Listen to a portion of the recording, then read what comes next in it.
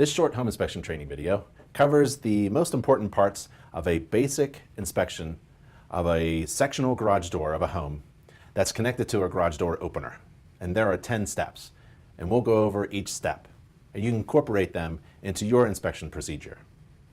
This procedure covers the safest processes recommended by DASMA, and that's the Door and Access Systems Manufacturers Association. And if you come across a problem with the door, stop immediately and inform the homeowners or the occupants of the potential hazard, and recommend that a trained professional, a garage door systems technician, come out and further evaluate and make the necessary repairs. Because a garage door in a home is typically the largest moving object in a house, and many of its components are under high tension. If there's a problem or a defect, that can create a hazardous situation, and it can cause a lot of injury or even death.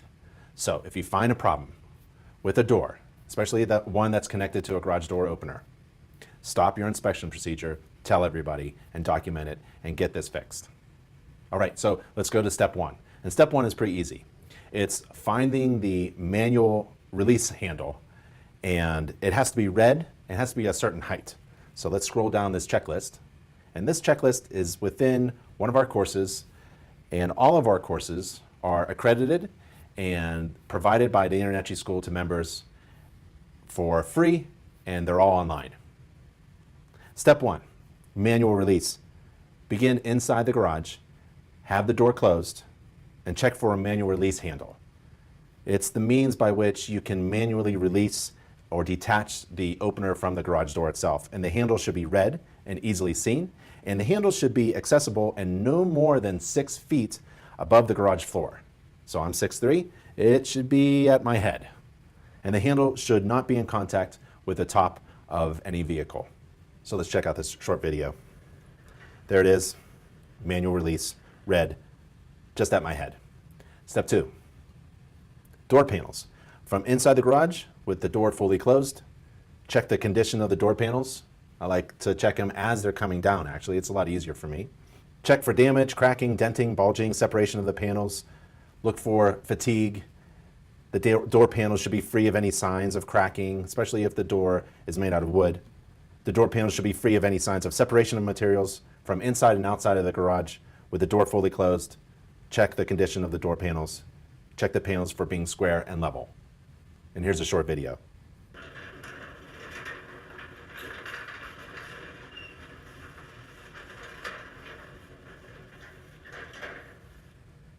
Okay, let's go to step number 3. Warning labels. The garage doors should have the following warning labels. There are 4 of them.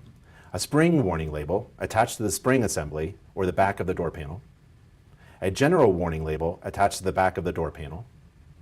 A warning label near the wall control button. And 2 warning labels attached to the door in the vicinity of the bottom corner brackets. Some newer doors have tamper-resistant bottom corner brackets that don't require these warning labels. Let's go to the next step. Springs and hardware. Close the door and check the springs for damage. If a spring is broken, operating the door can cause serious injury or death, so don't do it. Do not operate the door if there is any kind of damage. Visually check the door's hinges, brackets, and fasteners. If the door has an opener, the door must have an opener reinforcement bracket that is securely attached to the door's top section. The header bracket of the door opener rail must be securely attached to the wall or header using lag bolts or concrete anchors.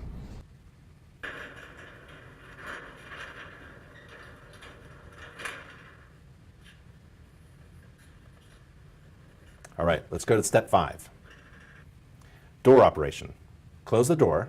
If the door has an opener, pull the manual release to disconnect the door from the opener. Lift and operate the door. If the door is hard to lift, then it's clearly out of balance. It should be very easy with the fingertips to lift a garage door. This is an unsafe condition if you can't lift the door. Raise the door to the fully open position, then close the door.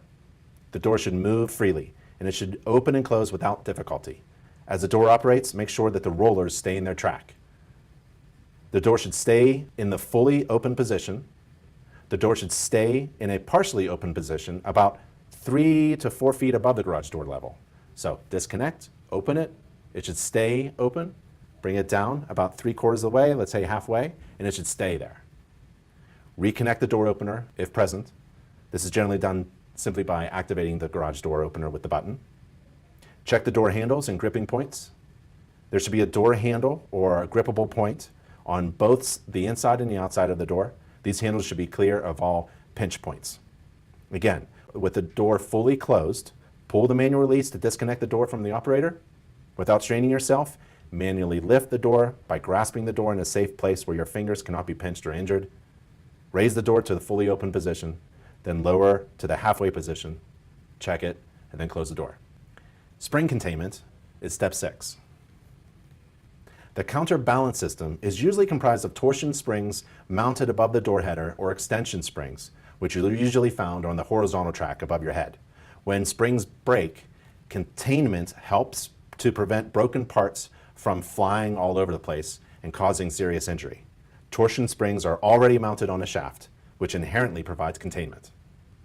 If the door has extension springs, verify that spring containment is present, and that means extension springs should be contained by a secure cable, a steel cable that runs through the center of the springs. Let's take a look at the video. And these garage doors are actually in the House of Horrors, and there are no containment cables within the extension springs. So this is a serious defect. Okay, let's take a look at the next step. That's the wall push button. Fairly simple. The wall push button should be at least 5 feet above the standing surface and high enough out of the reach of children. So just press the button to see if it successfully operates the door. Step 8, the location of the photoelectric eyes. Federal law states that residential garage door openers manufactured after 1992 must be equipped with photoelectric eyes or some safety device that auto-reverses the door, and it meets a certain standard. Check to see if photoelectric eyes are installed. The vertical distance between the photo eye beam and the floor should be no more than 6 inches. Step 9 is the non-contact reversal test. Standing inside the garage, but safely away from the path of the door, use the remote control or the wall button to close the door. And as the door is closing, wave an object in the path of the photoelectric eye beam, such as a 2x4. The door should automatically reverse. Let's take a look at the video. And in the video, I use my foot. Be careful if you're going to use your foot. Okay, last step is step 10. That's the contact reversal test. InterNACHI does not recommend using your hands or a part of your body in order to conduct a contact reversal test. But here's what it is. When the garage door contacts a 2x4 wooden board laying flat, does the door automatically reverse direction and return to the fully open position? So begin this test with the door fully open. Under the center of the door, place a 1.5 inches thick object such as a 2x4, like a piece of wood lying flat, in the path of the door. Standing inside the garage and safely away from the path of the door, use the remote control or wall button to close the door. The door should automatically reverse after coming in contact with the board lying flat. This contact reversal test is controversial for many home inspectors because home inspectors perform visual-only inspections. So let's take a look at the video.